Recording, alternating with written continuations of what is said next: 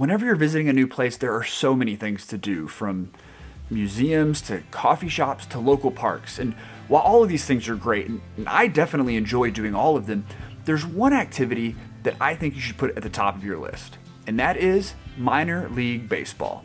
It brings back great memories. If you're not a baseball fan, there's still going to be tons for you to do. Minor league baseball is a blast. I know, it's not on your traditional tourism checklist, but stick with me. There is so much about it that makes it a fantastic way to get to know a place and its culture. Minor league baseball consists of multiple professional baseball leagues that help prepare players for Major League Baseball.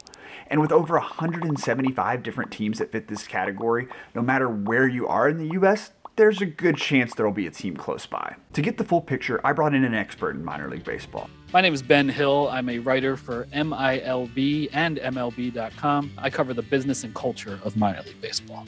He knows more about the weird world of minor league baseball than anyone I know, and has traveled to over 180 different ballparks. So I asked him to help me make my case. So what makes minor league baseball so special?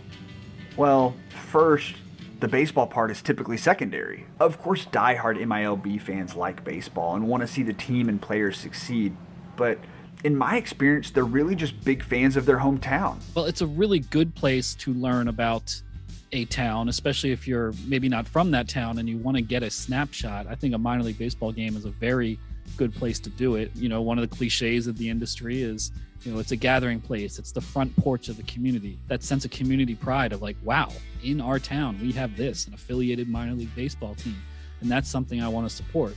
You'll probably pick up on a lot of regional quirks that you can learn about, or maybe make mental notes about, wait, what is that they sell at the concession stand? Or wait, what's this alternate jersey and what does that represent? And on and on and on and on. No one says, I'm going to a baseball game because I'm trying to learn. I'm taking notes. But through the experience, I think it's a great way to learn a lot in a short amount of time. And I know me personally, putting aside sports, putting aside baseball, I know so much more about America because I've covered minor league baseball. Minor league ballparks are small, intimate settings. There's not a bad seat in the stadium. Even for the non-baseball fan, you earn a new appreciation for the game being able to see everything up close. It's definitely smaller. There's more intimacy, there's more access, it's cheaper, there's generally more room to move, and it's a something for everyone kind of experience. It's the ability to get an autograph without having to try really that hard. So there's definitely a lot more fan intimacy.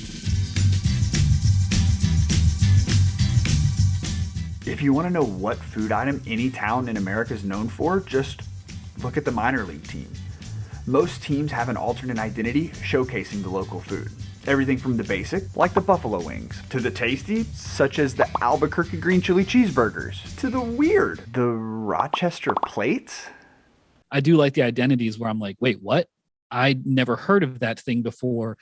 Or, oh, I've heard of that, but I didn't know this region took such pride in it. You know, the Omaha Runzas, Runza. I did not know what a runza is, but it's kind of a fried dough, meat-filled, hearty pastry type product, and they play as the Omaha Runzas a couple times a year. And there's a lot of pride and knowledge and history behind a lot of these names.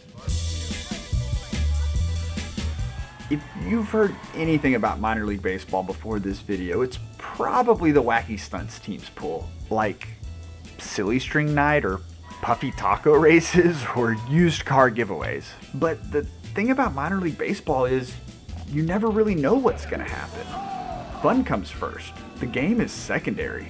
I think of a lot of racing food products that I've dressed as in between inning races, or interesting mascots that I've dressed as, you know, participating in a fish fling in Cedar Rapids where they're using a slingshot to shoot stuffed wiggling fish into the air, and then I have a net and I'm trying to catch these fish in a net. You know, if you go to minor league baseball games, you might not see a fish fling, but you're probably going to see something like a fish fling. It's just fans every inning having fun and making fools of themselves and providing some entertainment until the next pitch is thrown. There's a phrase used by a lot of minor league teams, affordable family fun. And it's a cliche, but it also happens to be true.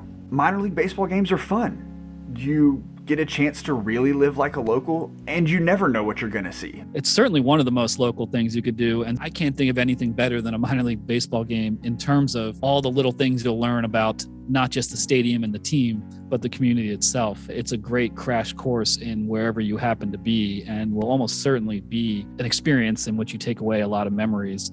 Even if you were only in that place for one night and just saw one game. Every minor league baseball team is a reflection of the community in which it operates. So what better way to learn about whatever community you're in than minor league baseball? And by extension, what better way to learn about America than through minor league baseball? So the next time you're planning a trip or looking for things to do in a new city, make sure minor league baseball is on the list. One of my favorite parts of the game is hearing players' unique walk-up songs. The songs they play to pump them up when they go up to bat. Let us know in the comments what your walk-up song would be if you got to choose. I think I would go with something that got the crowd singing along, like Brown Eyed Girl by Van Morrison.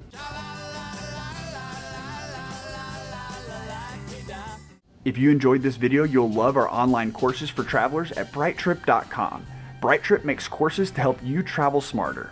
There are a lot of great options to choose from, but one course that I would recommend is How to Travel with Kids. It's a great introduction to what BrightTrip has to offer and perfect for young families looking for traveling best practices. Before you go, if you liked this video, please give us a thumbs up and subscribe so you can check out any future videos we release. Thanks for watching.